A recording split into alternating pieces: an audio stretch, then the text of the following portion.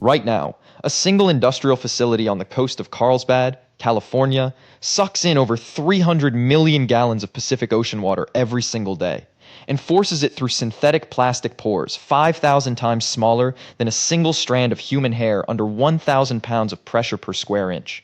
This single plant cost $1 billion to build, consumes enough electricity to power 40,000 homes continuously, and generates a massive, toxic underwater plume of concentrated chemical brine so dense it suffocates marine life on the seabed. Yet, despite consuming massive amounts of energy, creating environmental hazards, and requiring $500 million in specialized maintenance every decade, global private equity firms are racing to deploy over $30 billion into private desalination infrastructure worldwide. Welcome to the brutal, hyper-capitalist world of commercial water desalination, the single most capital-intensive, energy-hungry, and legally volatile utility sector on the planet.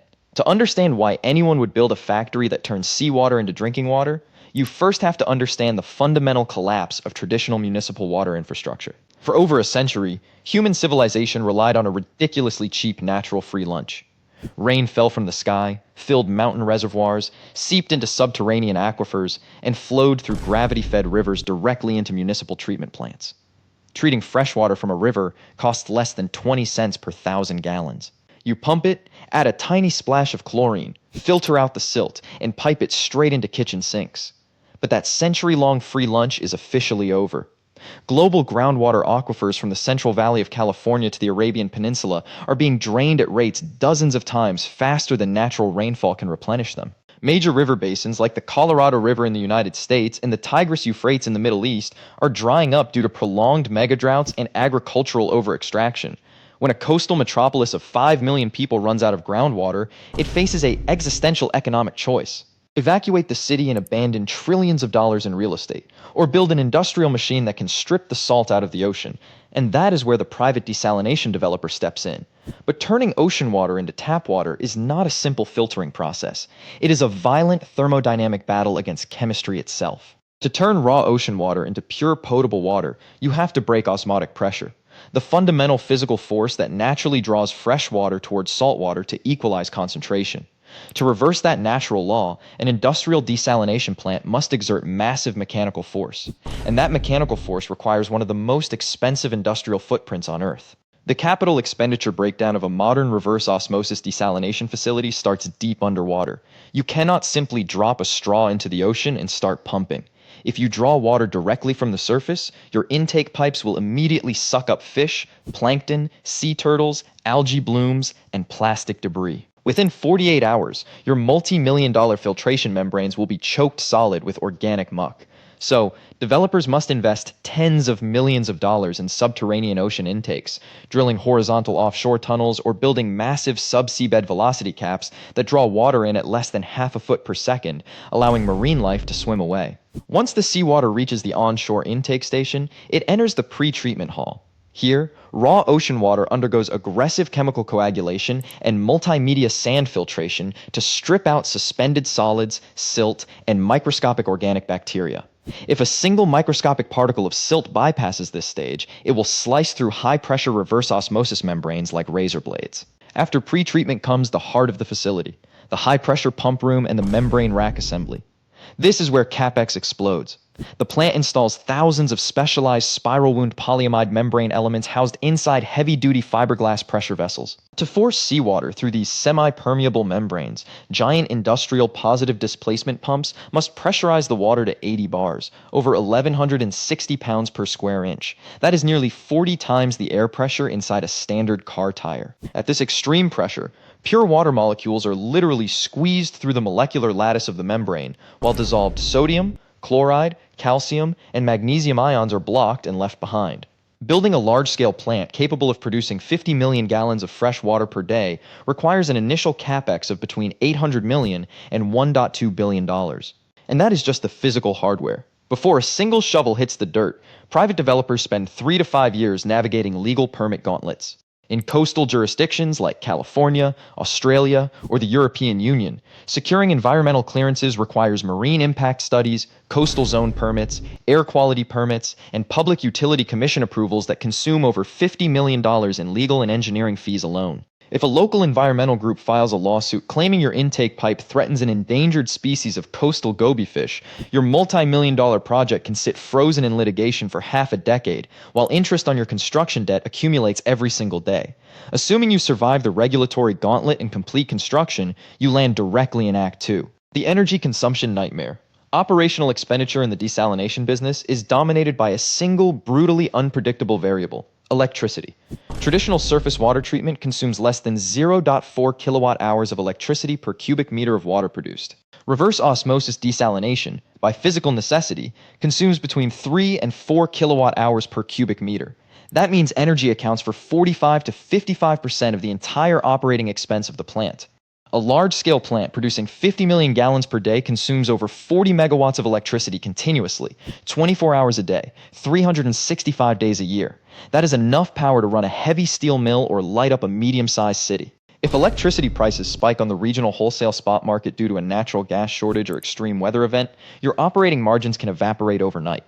To mitigate this extreme energy exposure, private operators employ two key engineering strategies. First, they install pressure exchanger energy recovery devices. These mechanical devices capture the hydraulic energy from the high-pressure concentrated wastewater, leaving the membrane vessels, and transfer up to 98% of that pressure directly into the incoming raw seawater stream. Without energy recovery technology, modern desalination would be financially unviable. Energy recovery devices cut the plant's total electricity consumption by nearly 60%.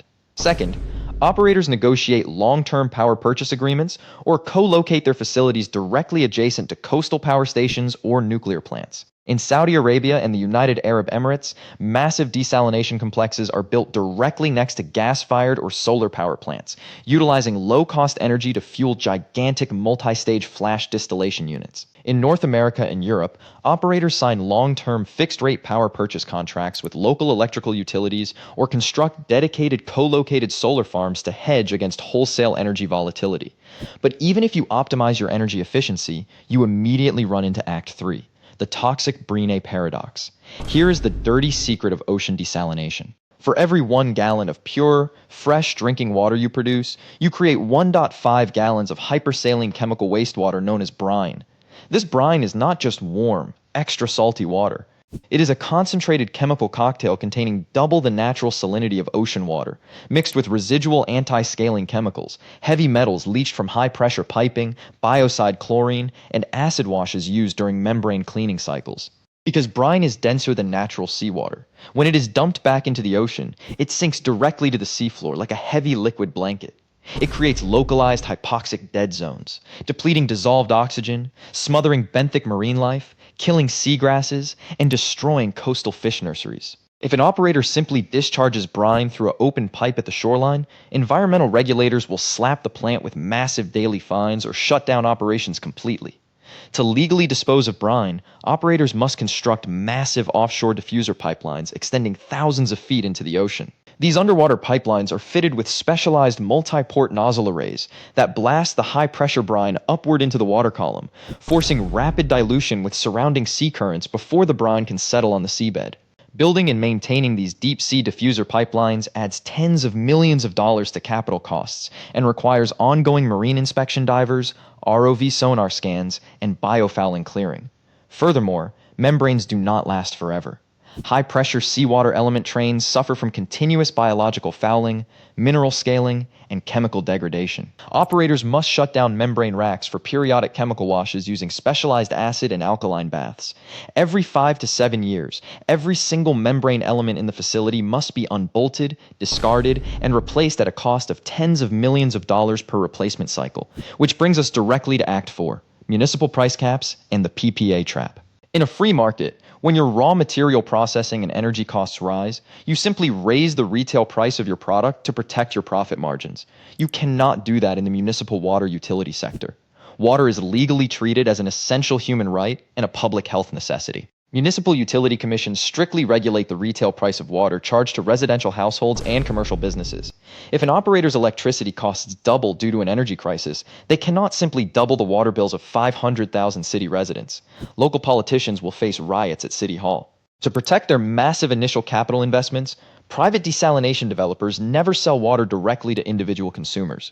Instead, they operate exclusively through long-term concession models called power and water purchase agreements, or take-or-pay municipal contracts. Under a classic 25 or 30-year take-or-pay contract, a regional water authority or municipal government guarantees that it will buy a fixed volume of water from the private plant every single day at a pre-negotiated base price, regardless of whether the city actually needs the water that day or not.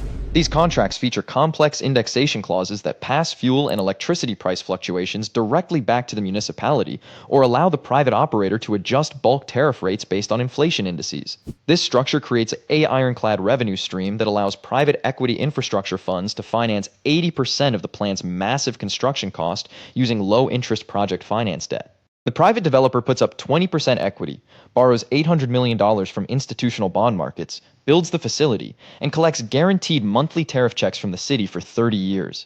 It sounds like a risk-free license to print money. But the trap lies in sovereign and municipal default risk. If a municipal water authority falls into severe financial distress, or if local political regimes shift, city councils frequently attempt to break or renegotiate take-or-pay agreements.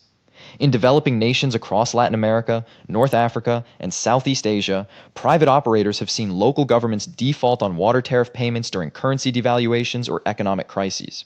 When a city defaults on its water contract, you cannot pack up an $800 million coastal concrete factory and ship it somewhere else. Your asset is locked to the shoreline forever. If the municipal counterparty fails to pay, your project finance debt defaults, bondholders step in, and equity investors are wiped out. Yet, despite the astronomical CAPEX, extreme electricity demands, environmental regulations, and municipal default risks, global investment in private desalination is accelerating at unprecedented speed. Why? Because of Act 5, the irreversible reality of global water scarcity. Climate data shows that over 2 billion people currently live in countries experiencing high water stress. By 2030, global demand for fresh water is projected to exceed sustainable natural supply by 40%. Coastal megacities in North Africa, the Middle East, Southern Europe, the American Southwest, and coastal Asia have no alternative option. They cannot import millions of acre-feet of water via truck or train. Desalination is the only technological mechanism on Earth capable of decoupling human economic survival from local rainfall patterns.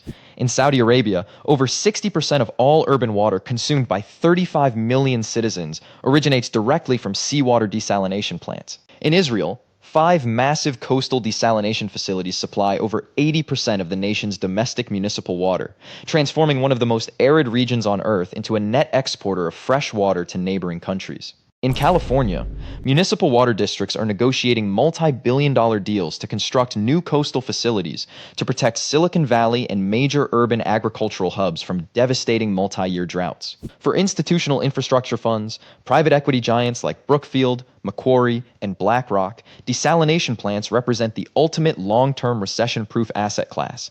People can cut back on consumer electronics, cancel streaming subscriptions, and reduce luxury travel during an economic depression.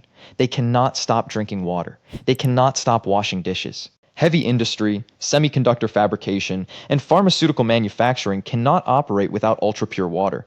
The demand curve for water is completely inelastic.